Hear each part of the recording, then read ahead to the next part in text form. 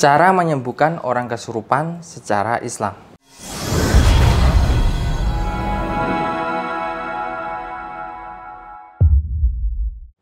Assalamualaikum warahmatullahi wabarakatuh dan salam sejahtera untuk kita semua.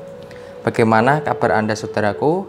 Semoga Anda selalu diberikan kesehatan, keberkahan, kemudahan dalam setiap urusan, diberikan rezeki yang berlimpah oleh Allah Subhanahu wa Ta'ala, serta dijauhkan dari segala penyakit ataupun mara bahaya. Ya.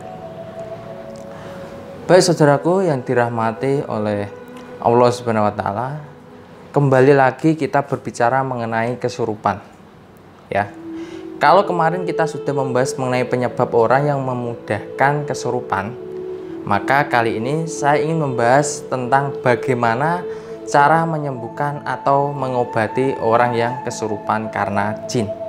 Nah, seperti biasa, sebelum kita lanjutkan ke pembahasannya, untuk Anda yang belum subscribe channel saya, silahkan Anda bisa tekan dulu tombol subscribe, dan saya ingatkan jangan lupa untuk menyalakan lonceng notifikasinya supaya seluruh semuanya tidak ketinggalan jikalau ada video-video terbaru dari channel saya yang insya Allah akan sangat bermanfaat dan membantu seluruhku semuanya. Baik saudaraku yang dirahmati oleh Allah Subhanahu wa Ta'ala, jika terjadi kesurupan, ya mungkin kebanyakan orang akan berpikir untuk segera membawanya ke orang pintar atau dukun untuk menyembuhkan orang yang kesurupan tersebut. Namun perlu kita ketahui bahwa keberadaan orang pintar dalam mengobati kesurupan justru akan memperparah keadaan, karena orang pintar yang tidak mengenal sunnah, sekalipun dia menyebut dirinya kiai, pada umumnya mereka menggunakan ilmu sihir untuk mengobati pasiennya. Nah, ciri-cirinya adalah seperti ini. Untuk yang pertama ya, punya ruang khusus untuk mengobati pasien. Biasanya dalam ruangan ini ada beberapa barang antik, keris, tombak, pembakar dupa atau selendang, dan banyak tempelan tulisan Arab yang mungkin tidak bisa dibaca. Nah, untuk yang kedua, berpenampilan aneh seperti rambut gondrong, pakai surban ketika mengobati pasien, pakai banyak akik di tangannya. Nah, untuk yang ketiga, meminta syarat yang tidak masuk akal. Misalnya saja menyembelih ayam cemani, mandi kembang, makan serba putih, nasi putih, putih telur, dan mungkin lain sebagainya.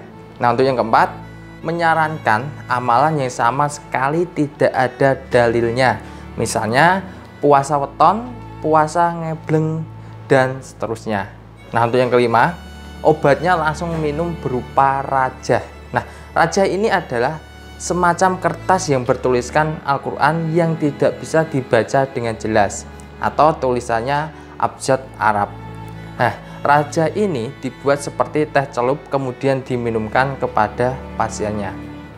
Nah, perlu kita ingatkan kepada kaum muslimin agar tidak mendekati dukun atau orang pintar manapun. Kehadiran mereka justru akan memperparah masalah Anda. Bahkan bisa jadi mereka akan menambahkan jin yang lain untuk ikut ya, maksudnya merasuk ke dalam tubuh pasien tersebut. Kemudian sikap yang harus dilakukan adalah yang pertama, bersabar ketika kesurupan karena jaminannya surga. Kasus kesurupan telah terjadi di zaman Nabi Shallallahu Alaihi Wasallam, dan beliau menyarankan kepada seorang di antara sahabatnya untuk bersabar. Allah akan membalasnya dengan surga. Nah, seorang wanita mendatangi Nabi Shallallahu Alaihi Wasallam. Dia mengadukan masalahnya. Nah, sesungguhnya aku sering kesurupan hingga auratku terbuka. Mohon doakan aku agar lekas sembuh. Jawab Nabi Shallallahu Alaihi Wasallam, jika kamu bersabar maka bagimu surga. Namun jika engkau tetap ingin sembuh, aku akan berdoa pada Allah agar menyembuhkanmu. Wanita solehah ini menjawab, aku memilih sabar. Namun tolong berdoa pada Allah agar auratku tidak terbuka. Kemudian Nabi Shallallahu Alaihi Wasallam mendoakan agar auratnya tidak terbuka. Dijelaskan dalam hadis riwayat Bukhari ayat 5652 dan Muslim 2576. Nah, sebagai ulama menjelaskan bahwa penyebab kesurupan wanita adalah karena gangguan jin. Kita sangat yakin. Nah, Ini pilihan yang berat. Namun hadis tersebut memberikan pelajaran bahwa bersabar ketika kesurupan memberikan jaminan surga. Kedua, anjuran untuk berdoa agar tidak melakukan hal buruk ketika kesurupan. Misalnya saja merusak barang atau teriak-teriak, atau mungkin membuka aurat dan lain sebagainya. Nah, kita menyarankan selama orang yang kesurupan belum mendapatkan kesembuhan, ya, hendaknya dia berdoa kepada Allah agar dihindarkan dari perbuatan yang membahayakan ketika kesurupan. Kemudian sangat disarankan untuk tidak meminta ruqyah.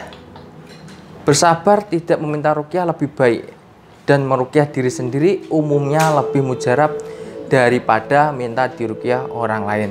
Nah, karena inti ruqyah adalah doa, dan doa semakin mustajab jika dia meminta kepada Allah diiringi harapan besar untuk dikabulkan oleh Allah Subhanahu wa Ta'ala.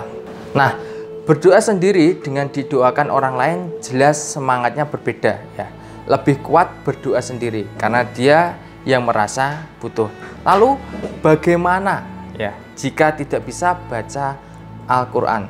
Nah, sejatinya ini bukan kendala besar karena semua bisa dilatih.